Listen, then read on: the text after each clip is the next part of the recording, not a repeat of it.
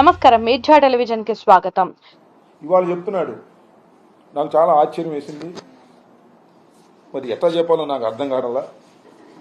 చంద్రబాబు నాయుడు గారు అంటున్నాడు 2019లో మారిన ప్రభుత్వం వచ్చిన తర్వాత గ్రహణం పట్టింది ఈ ప్రాజెక్టుకి.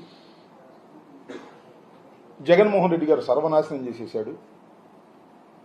నాకు బాధేస్తుంది, ఆవేశం వస్తుంది, కషి వస్తుంది, కడుపు తరుక్కుపోతుంది అని చెప్తున్నాడు.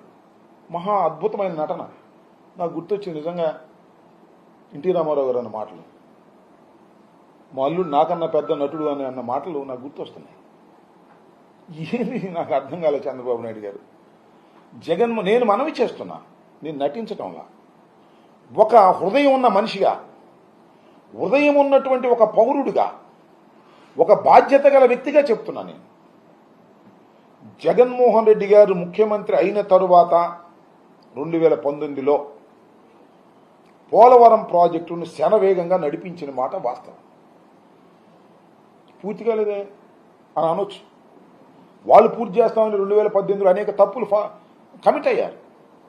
2018లోనే వరద వచ్చింది. మీకు మనవి చేస్తున్నా, ఇది నేను చెప్పిన మాట కాదు.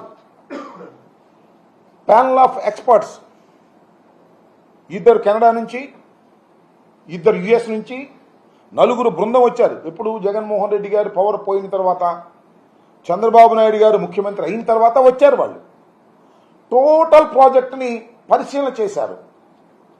శాటిలైట్స్తో ఫొటోస్ తీసుకున్నారు. మొత్తం ఎంక్వైరీ చేసి they have given a report. వాళ్ళు చాలా స్పష్టంగా చెప్పారు. జగన్మోహన్ రెడ్డి గారి టైంలో, ఇది మా వెబ్సైట్లో కూడా పెడతా ఉన్నా, పెట్టుంటారు బహుశా చూడండి. టోటల్గా వాళ్ళు ఒక పెద్ద రిపోర్టుని సబ్మిట్ చేశారు సొంతంగా. వాళ్ళేమి ఇండియన్స్ కాదు, కెనడాకు సంబంధించిన వాళ్ళు, అదేవిధంగా యుఎస్కు సంబంధించిన వాళ్ళు ఇద్దరు. They are all experts. పెద్ద పెద్ద ప్రాజెక్ట్స్కి సంబంధించినటువంటి వరల్డ్ వైడ్ ఎక్స్పర్ట్స్ వచ్చి వాళ్ళు రిపోర్ట్లు ఏం చెప్పారంటే, సైమల్టేనియస్గా అన్ని ప్రారంభించడం వలన ఈ ప్రమాదం జరిగిందని చెప్పారు.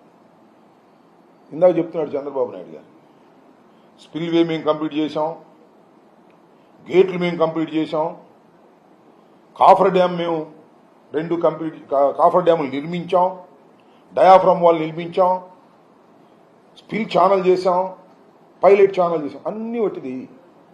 అన్నీ సగం చేసిపోయారు.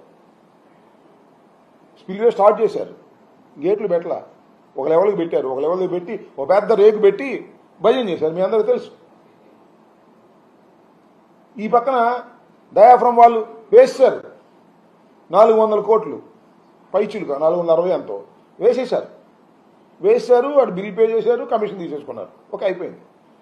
కాఫర్ డ్యాములు స్టార్ట్ చేశారు, ఆపేశారు మధ్యలో. ఆపేసిన కాఫర్ డ్యాములు మేము పూర్తి చేయలేదని ఇప్పుడు మా మీద అపవాదు. నేను చెప్పామే, అనేక సార్లు చెప్పా. అసలు కాఫర్ డ్యాములు కానీ, డయాఫ్రమ్ వాళ్ళు కానీ, నీకు స్పిల్వే కంప్లీట్ కాకుండా, స్పిల్ ఛానల్ కంప్లీట్ కాకుండా, పైలట్ ఛానల్ కంప్లీట్ కాకుండా, నది డైవర్షన్ కంప్లీట్ కాకోకుండా చేయకూడదు. It's a common sense. వెళ్ళి చూస్తే అర్థమవుతుంది. నది డైవర్షన్ మొత్తం కంప్లీట్ అయిపోయిన తర్వాత మాత్రమే నది మధ్యలో ఉండవలసినటువంటి డయాఫ్రమ్ వాల్ వేయాలి. డయాఫ్రమ్ వాల్ వేసే ముందు కాఫర్ డ్యాములు వేయాలి. కాఫర్ డ్యామ్ వన్స్ వేసేసిన తరువాత నది మొత్తం డైవర్ట్ అయిపోవాలి తప్ప మనం వెనక్కి రాకూడదు. అంత క్లారిటీగా నదిని డైవర్ట్ చేయాలి. 2 కాఫర్ డ్యాములు ఎందుకు వేస్తారు? ఒక డ్రై వర్కింగ్ ప్లేస్ కావాలి అక్కడ. అంటే నీళ్లు లేనటువంటి ఒక డ్రై వర్కింగ్ ప్లేస్ ఉంటే అక్కడ డయాఫ్రమ్ వాల్ వేస్తారు. డయాఫ్రమ్ వాల్ మీద ఎర్త్కమ్ రాక్ ఫిల్లింగ్ డ్యామ్ కడతారు. ఇది వాస్తవం.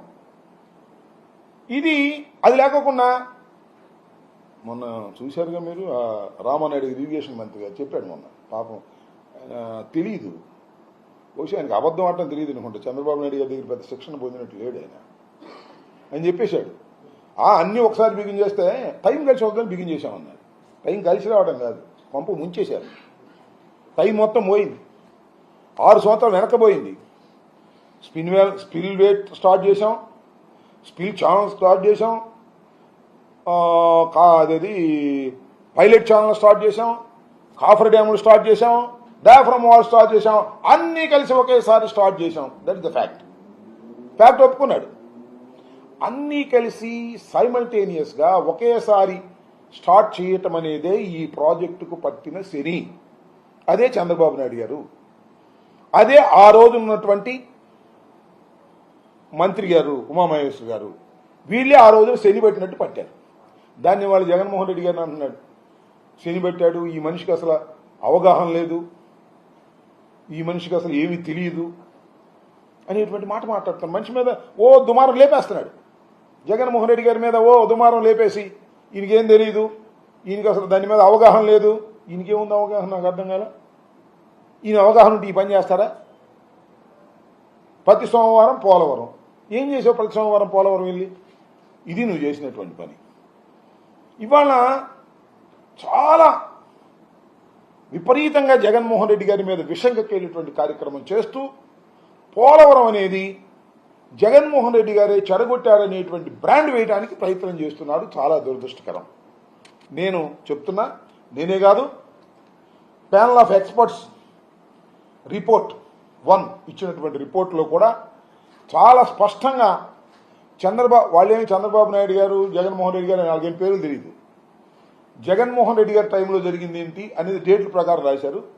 చంద్రబాబు నాయుడు గారి టైంలో జరిగింది డేట్ల ప్రకారం రాశారు. ఆ డేట్లను అన్వయించుకుంటే చాలా క్లియర్గా వస్తుంది. ఇది మా వెబ్సైట్లో బహుశా పెట్టుంటారు, నేను మొన్న అనౌన్స్ చేశాను, పెట్టుంటారు. మేధావులు, విజ్ఞులు దీన్ని పూర్తిగా చదవండి.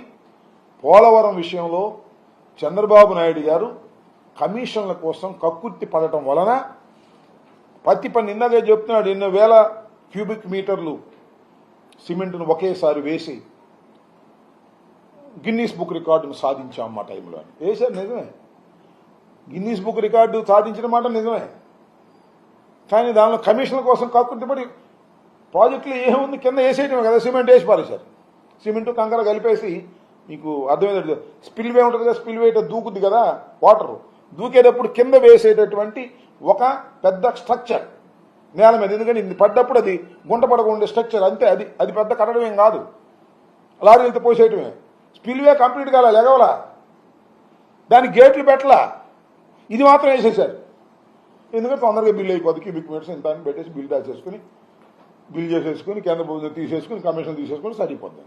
కమిషన్ల కోసం కక్కుర్తిపడే కార్యక్రమాలు చేయడం వల్లనే ఈ ప్రాజెక్టుకు శనిగా పట్టుకున్నారు మీరు. మళ్ళీ వచ్చాడు శనిలాగా ఇవాళ మళ్ళీ చంద్రబాబు నాయుడు గారు. నేను మనవి చేస్తున్నా, ఇది చాలా దురదృష్టకరమైనటువంటి పరిణామం. నేను మనవి చేస్తున్నా, జగన్మోహన్ రెడ్డి గారు వచ్చిన తర్వాత వారు చేసినటువంటి తప్పిదాలను సరిచేసేటటువంటి కార్యక్రమంలో జగన్మోహన్ రెడ్డి గారు రివైజ్డ్ కాస్ట్ ఎస్టిమేషన్ కింద పోలవరం ప్రాజెక్టు పూర్తి చేయడానికి ఆ రోజున అయినటువంటి 20,000 చిల్లరకు మీరు ఒప్పుకున్నది ఇది కరెక్ట్ కాదు అని కేంద్ర ప్రభుత్వంతో పలుమార్లు చర్చించి కాస్ట్ను రివైజ్ చేసి మళ్ళీ లేటెస్ట్ రేట్ల ప్రకారం రివైజ్ చేసి 55,656 కోట్ల రూపాయలు ఈ ప్రాజెక్టుకి ఆ రోజు రేట్ల ప్రకారం ఖర్చు అవుతుందని చెప్పేసి ఇక్కడ నుంచి మేము పంపిస్తే టెక్నికల్ అడ్వైజరీ కమిటీ వాళ్ళు రివైజ్డ్ ఎస్టిమేటెడ్ కమిటీ